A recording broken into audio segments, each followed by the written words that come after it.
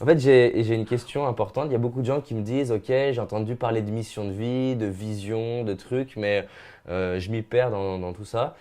Selon toi, comment on trouve sa mission de vie ou comment on donne du sens à sa vie en fait?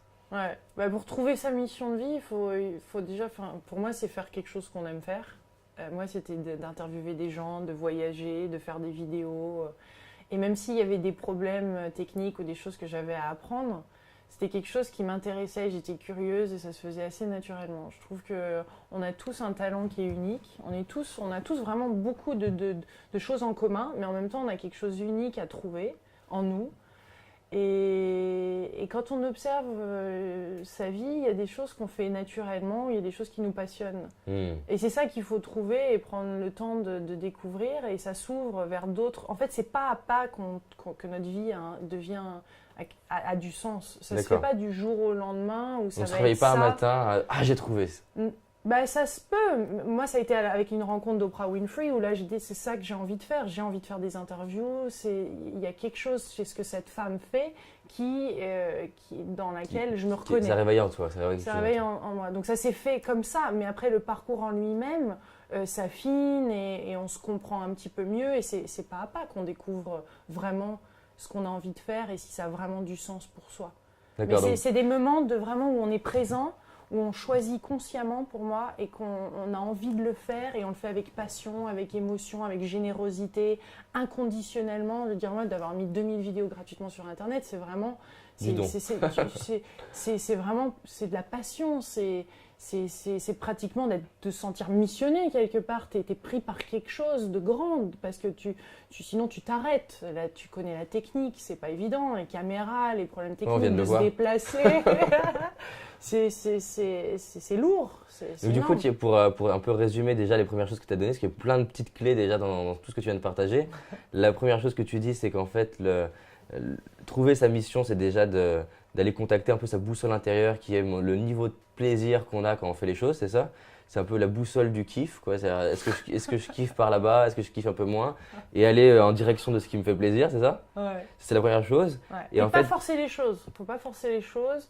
C'est-à-dire qu'il faut être persévérant, il faut croire en ses rêves, il faut sentir son rêve, mais il faut qu'il soit suffisamment grand pour que la vie puisse nous guider. C'est-à-dire que oui, il y a quelque chose, par exemple, j'aime la communication avec les gens, ou j'aime rentrer en contact et partager, et j'aimerais en savoir plus. En fait, moi, maintenant, plus ça va, plus j'aime même parler avec la vie. C'est-à-dire m'entretenir avec la vie et lui dire, vas-y, guide-moi, parle-moi, dis-moi à travers des signes, des gens, des choses, vers où, quelle direction est la mieux pour moi à prendre, pour le bénéfice de tous aussi. donc tu avances sur ton chemin et tu Ouais. laisses ce qui vient pour découvrir à la fois ton chemin et ta Ouais. mission et toi-même.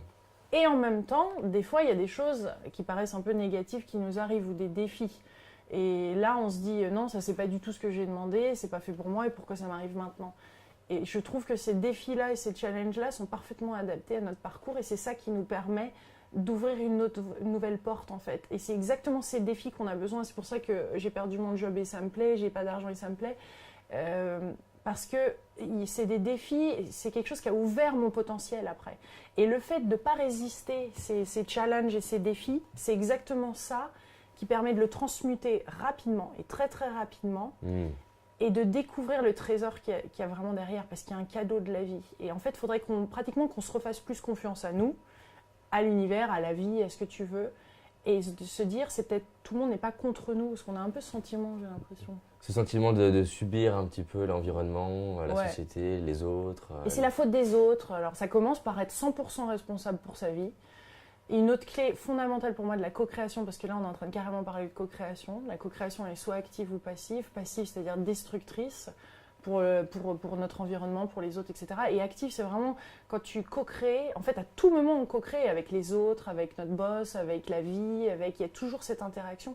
Et donc quand elle est positive, elle est faite en amour. Et une des clés, c'est en effet déjà d'être dans cet émerveillement constant, d'être dans la gratitude des choses, de faire des choses inconditionnellement, de les faire parce qu'on a vraiment envie de les faire. Si on a envie de rendre service à quelqu'un, on le fait vraiment inconditionnellement. On dit des vrais oui, pas des petits oui, Pas des petits. pas des Mhm. petits... Non, ouais, c'est ça. Ouais, Donc de ouais, vivre d'accord. pleinement, de prendre ce qui vient, peu importe ce que c'est. Non, et de prendre, d'accepter ce qu'il y a, mais de le faire, de l'accepter, mais si tu veux, pas forcément de dire non, parce que les noms sont très importants. Un non dans l'amour et dans le respect de soi, c'est plus important qu'un petit oui, oui pour faire plaisir à l'autre, clairement.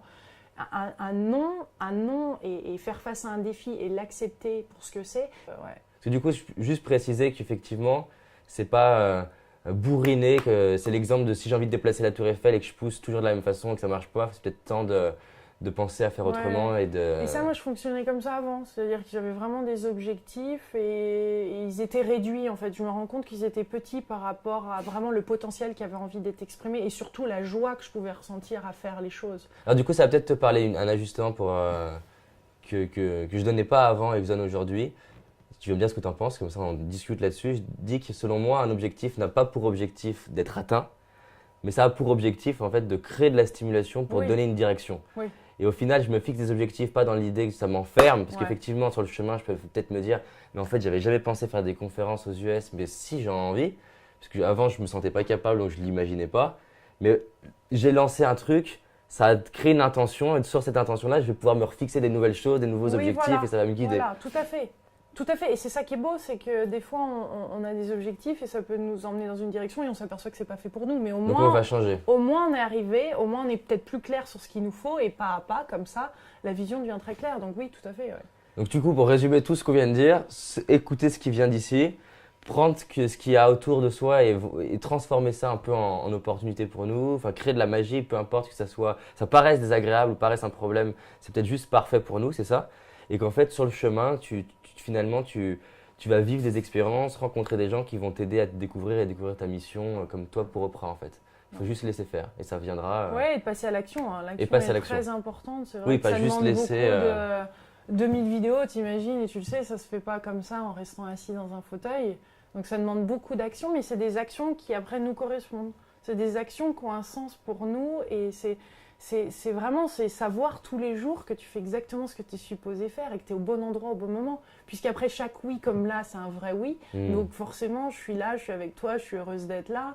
Et ça va être un beau moment partagé. Si je le faisais pour forcer ou être sympa ou peu importe, ça va Donc pas t'es du pas tout présente être... et il y a tout ce qui va derrière. Ouais, et après, petit à petit, notre vie, elle se décale. Mais plus on fait ses vrais choix et ses vrais oui, plus notre vie a un sens énorme. C'est des micro-pas, c'est des micro-décisions qui sont vraiment dans ce sens-là. Et c'est fantastique. Donc ce qu'on a à retenir, c'est vraiment d'écouter son cœur. Son cœur. Son Parfait. cœur. On écoute ça.